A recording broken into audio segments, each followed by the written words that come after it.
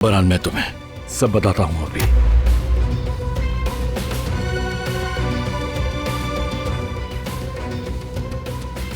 लेकिन समझ नहीं आ रहा बात कहां से शुरू करूं और कहां खत्म। लेकिन अब बताना जरूरी है।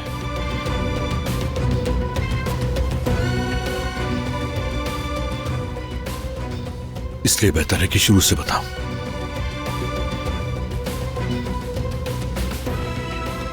मैंने ये तुम क्या कह रहे हो फराद?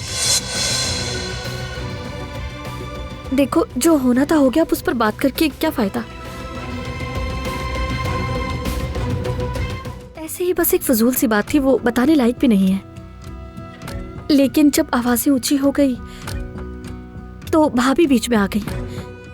मैंने सही कहा ना? नहीं, बिल्कुल भी नहीं। बस ठीक है फराद, बात को तूल मत दो। तुमने जो कुछ किया उस पर तुम्हें अफसोस है, हम जानते हैं। अब बात मजीद मत बढ़ाओ।